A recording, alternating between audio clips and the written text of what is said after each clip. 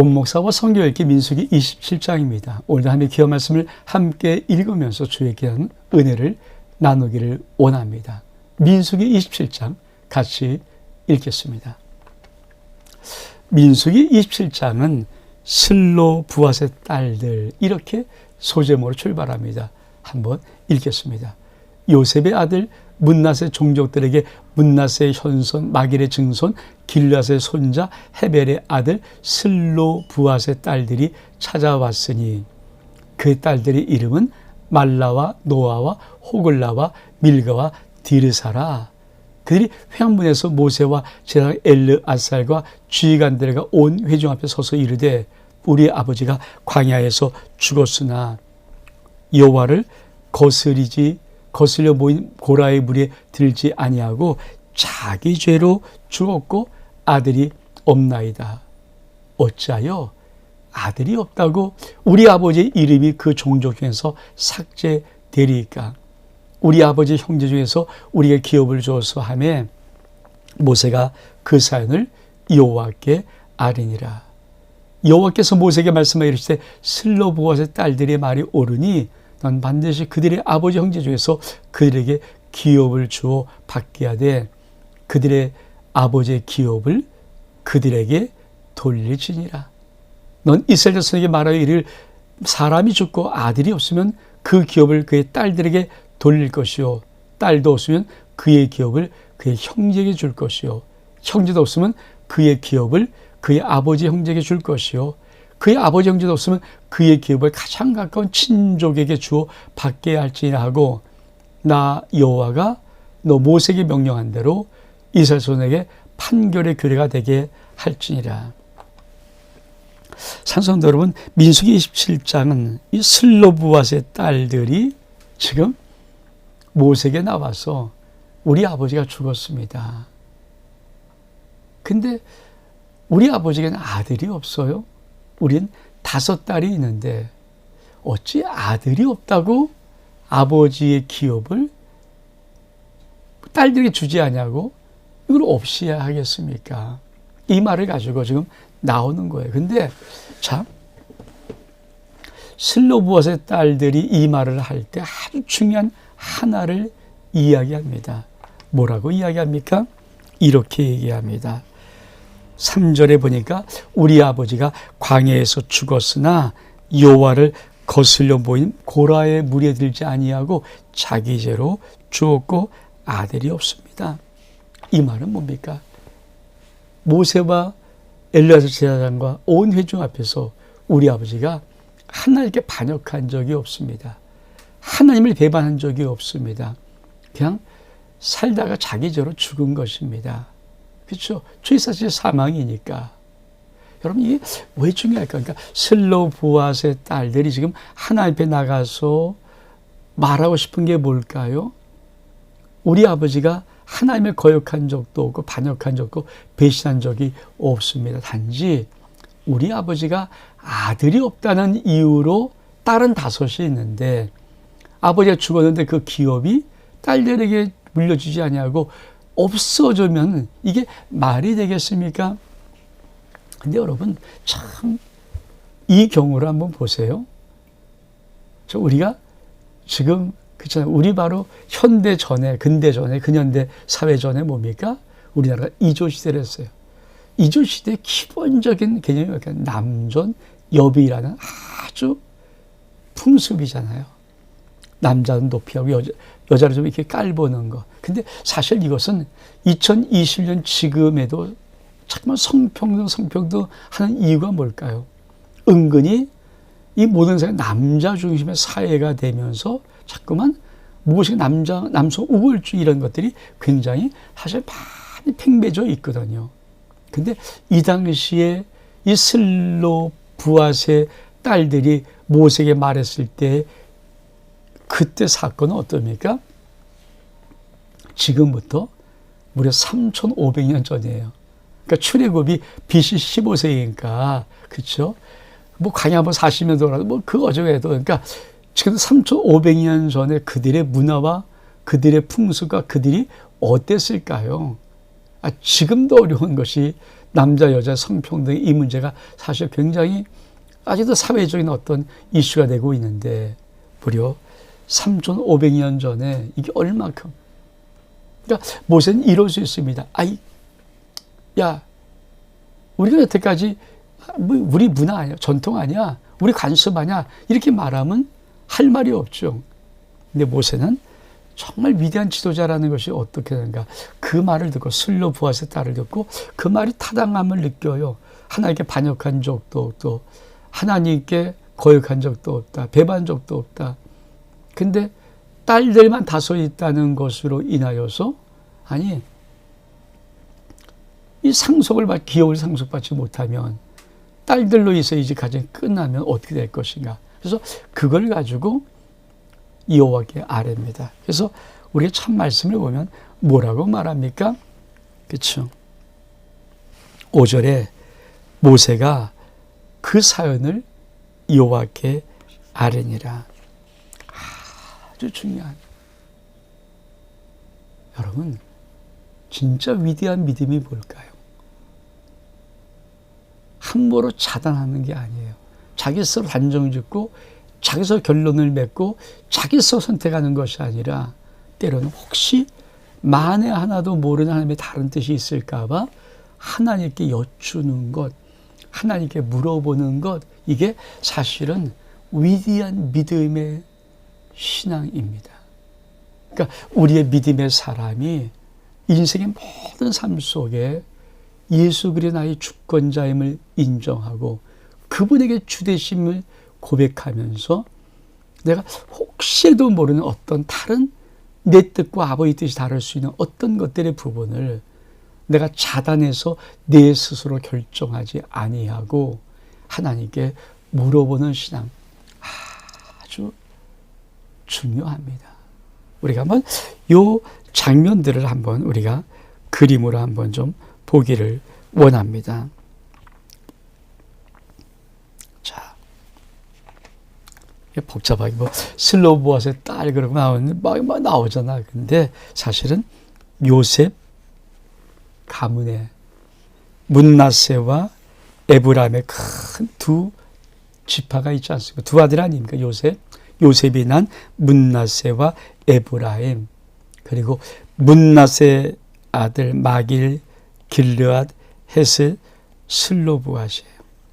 여기에 슬로브앗의 딸, 그러니까 하나, 둘, 셋, 넷, 5대에 데려와서 이 슬로브앗의 말라, 노아, 호글라, 밀가, 디르사라는 5명의 딸을 낳고 아들이 없어요.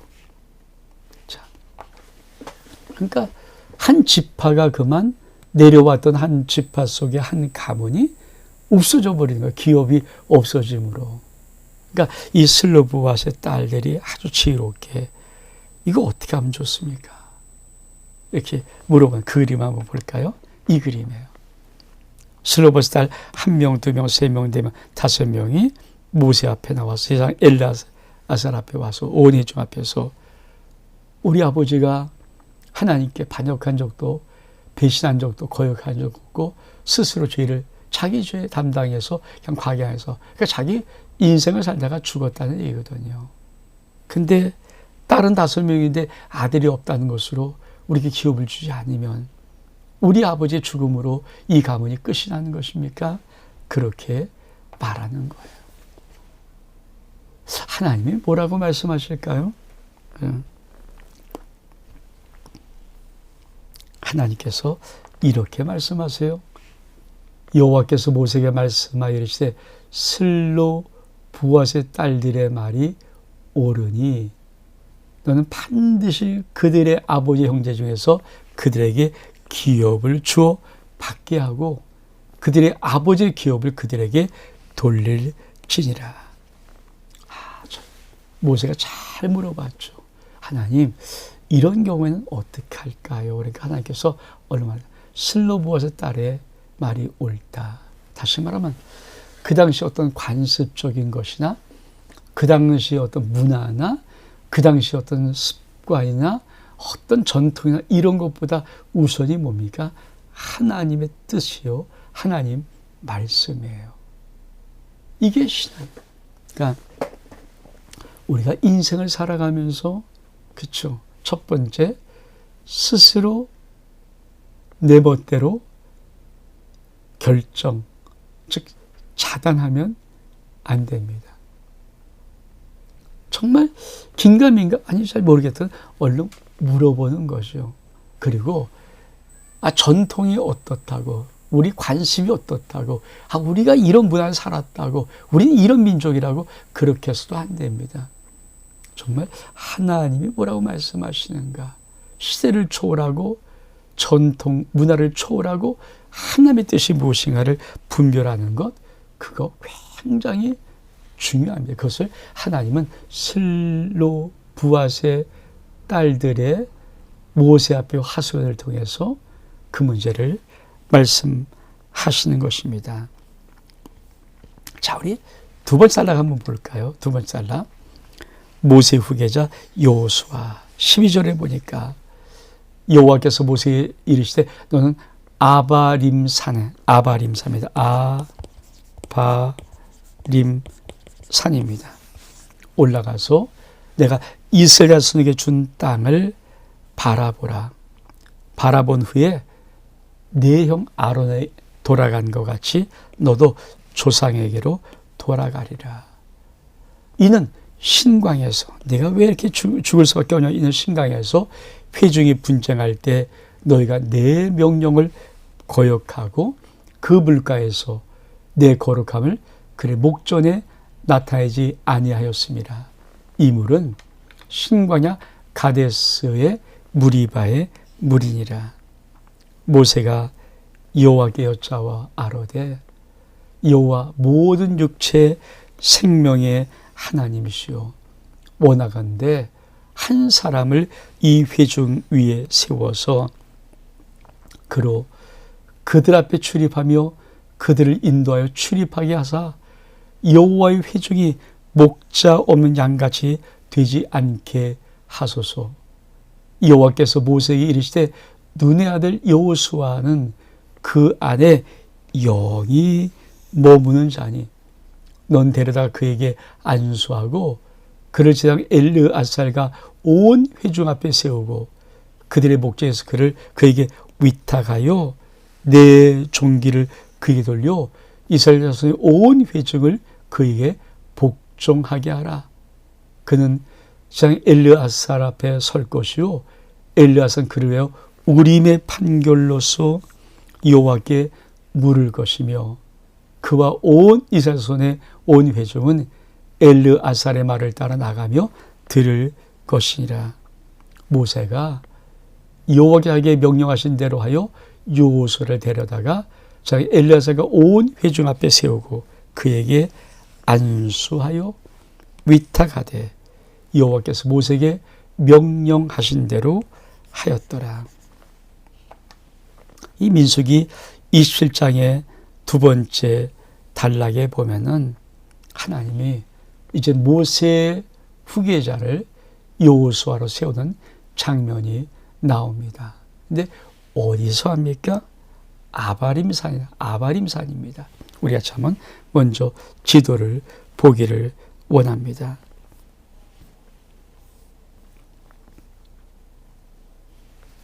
자, 여러분 보이십니까? 여기가 요 산이 아바람산입니다. 다시 말하면 그렇죠? 요 시딤 아시죠? 여리고 맞은편 요 아바람산에서 모세에게 이 가나안을 바라봐라. 하나님이 주고 싶은 약속의 땅을 바라봐라. 근데 넌 바라나만 보고 못 들어간다. 요게 요 아바람산 여기에서 이 가나안 땅을 바라보라는 것입니다. 사실 성지순례 가면은 이 모세가 가나안 땅을 바라봤던 그 산은요, 저 높아요. 그래서 그 위에서 이렇게 탁 보면요, 그 하나님의 그 여리고부터 시작해서 그 가나안 땅에 이게 쫙 평야처럼 이게 보여요. 사실 이 산에서 올라가면 참 하나님 앞에 정말 이 모세가 얼마큼 들어가고 싶겠습니까? 저는 이 모세 이야기를 볼 때마다 모세의 외침, 김성일 작가가 들어가게 하소서라는 어떤 큰 뮤지컬을 한번 만들었었거든요. 모세의 일생을 놓고 하나님 나로 들어가게 하소서, 저 가나안 땅을 들어가게 하소서 외쳤던 그런 외침을 제가 봤을 때 참 울림이 있어요. 정말 약속의 땅을 바라보고 죽는 거예요. 근데 하나님이 뭐라고 말씀하십니까? 왜 네가 약속의 땅을 바라보고 죽어야 하는가? 그렇죠. 하나님이 이렇게 말씀해서 그 이유가 무엇이냐? 이는 신광야에서 회종이 분쟁할 때 너희가 내 명령을 거역하고 물가에서 내 거룩함을 그의 목전에 나타나지 아니하였음이니 이 물은 신광야 가데스의 무리바의 물이니라. 그렇죠. 여러분, 하나님이 정말 원하는 게 뭘까요? 완전, 온전해요. 그래서 내가 거룩한 너도 거룩하라. 내가 완전히 너도 완전하라. 인간에게 가장 힘든 단계가 뭘까요? 온전이라는, 완전이라는, 백이라는 단계예요.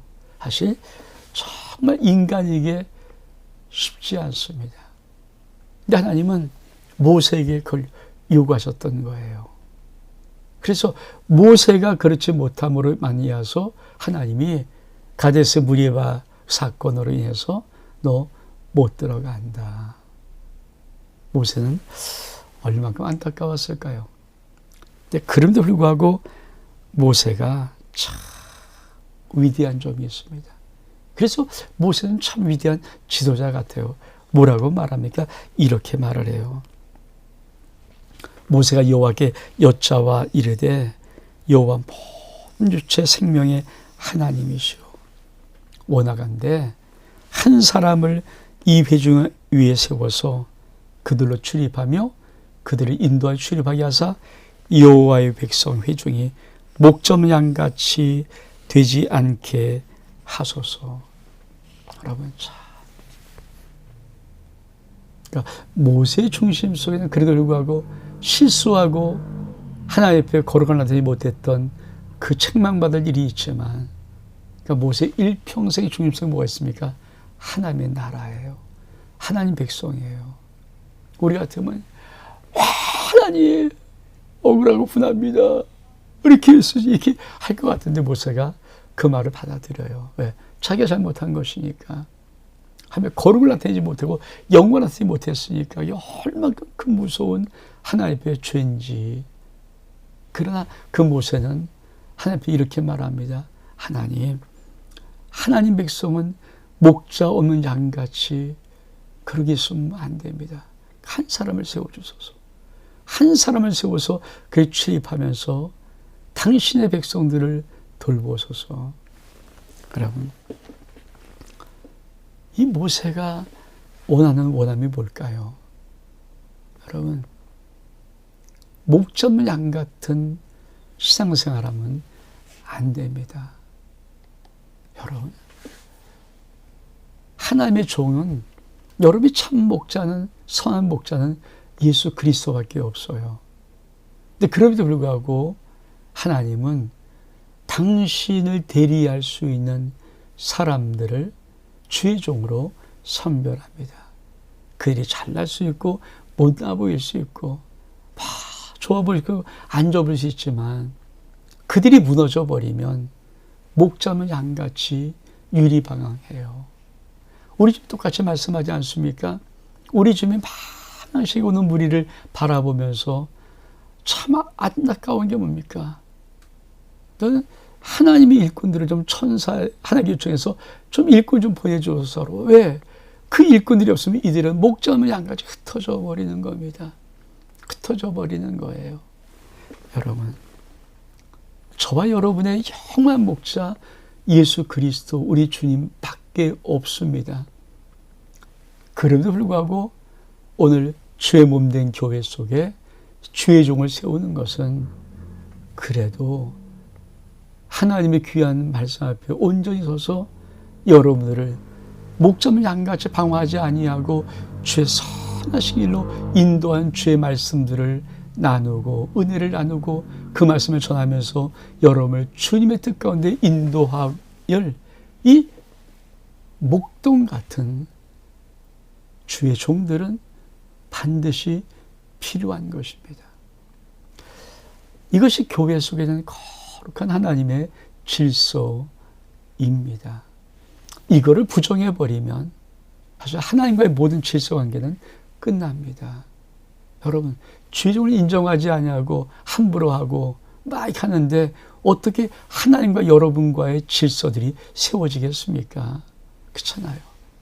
근데 여러분이 이 질서를 인정하고, 그렇죠? 그 하나님이 성하신 목자 예수 그리스도를 나타내기 위해서 이 땅에서 주의 몸된 교회들을 목양할 수 있도록 하나님이 선택하고 부르신 주의 종들의 그 하나님에게 위탁받은 권위를 인정하면 여러분 인생 속에 목자 없는 양같이 유리방황하는 그런 인생의 험한 길을 걷지를 않게 됩니다.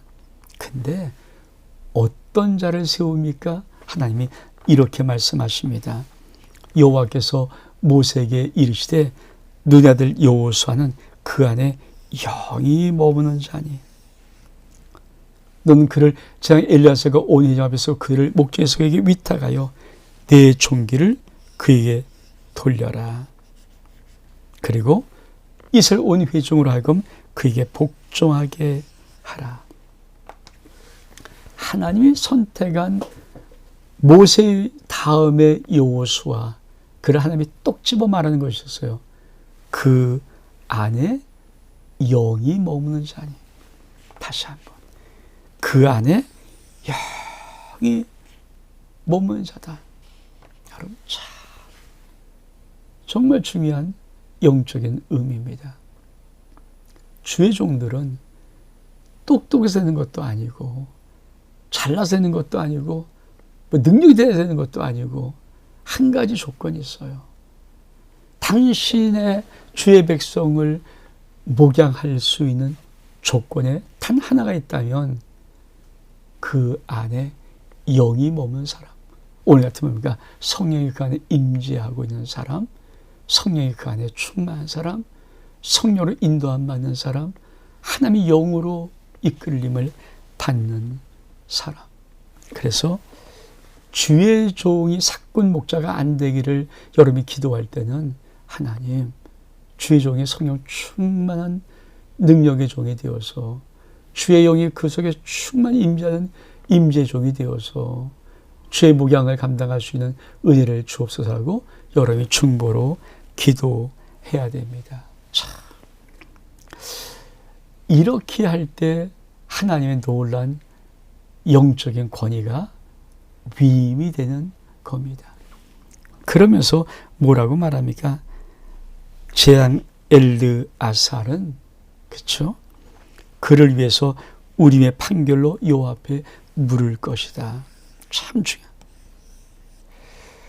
그 여호수아는 제왕 엘르아살은 그를 위해서 우림의 판결로 여호와 앞에 물을 것이다. 우림의 판결 참 중요하죠. 그러니까 함부로 자단하지 말라, 함부로 평가하지 마라, 함부로 생각하지 마라. 하나님께 물어보라는 거예요.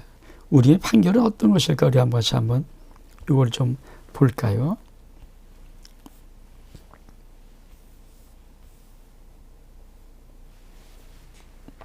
우리가 앞에서 한번 한 적이 있지만, 그렇죠? 판결응패, 대제왕 판결응패를 할 때, 이게 우림과 둠밈이거든요. 우림과 둠밈.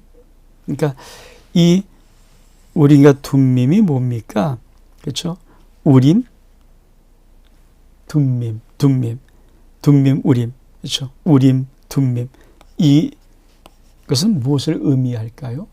그러니까 보통 신학자들은 아마 흰돌, 검은 돌이었을 것 같아서 판결응패 안에 넣어서 하나님의 뜻이 무엇인지 모를 때 쓱 집어넣어서 이렇게 끄집어내었을 때 흰돌이 나오면 하나님이 허락하시는 것. 들었을 때 거문들이 나오면 하나님이 허락지 않는 것. 그런 우림 둠밈의 판결법. 이게 왜 중요한가? 사실 우림이라는 것은요, 빛, 오르라는 히브리의 원어에서 온 것이, 단어에서. 우림은 오르라는 빛, 빛이라는 히브리에서 온 것이고요. 둠밈은 완전하다고 의미하는 타맘, 타맘이 히브리어로 타맘이 완전하거든요. 거기서부터 온 것입니다. 그러니까 우림과 둠밈은 뭐냐면 빛의 완전함이에요. 다시 계시의 완전한 빛. 우림과 둠밈을 판결표에서 그렇죠. 이 재앙이 끄집어낼 때 그것은 뭡니까? 하나님의 완벽한 뜻, 완전하신 계시, 이거를 상징하기 때문에 굉장히 중요한 판결법이거든요. 사랑하는 성도 여러분, 저와 여러분의 인생의 삶 속에서 우리가 모든 결정과 모든 것을 선택할 때 하나님의 완벽한 계시로, 완전한 하나님의 이 지혜 계시의 빛으로 선택할 수 있다면 거기에 어떤 착오가 있을까요? 없겠죠. 하나님은 거기까지로 가는 거예요. 우리가 둠미의 판결법을 통해서 하나님은 정말 진짜 신앙이 무엇인가, 우리가 계속적으로 하나씩 배울 신앙의 이 단계들이 무엇인가, 내가 내 인생에 어떤 것도 함부로 판단하지 않냐고 완전한 하나님의 빛의 계시로 조명받아서 아버지의 뜻을 그대로 결정할 수 있고 아버지 뜻을 그대로 내가 선택할 수 있는 이 귀한 믿음의 삶, 이것을 주님은 말씀하고 있는 것입니다.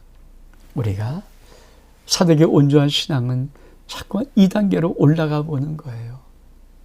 힘들고 어렵겠지만 2단계로 한 걸음씩 한 걸음씩 올라가 보는 것입니다. 그리고 언젠가 주님께서 너의 신앙이 내 앞에 온전해, 이 인정받는 은혜의 역사들이 있기를 원합니다. 온 목사와 성경 읽기 민수기 27장 여기서 마칩니다. 샬롬.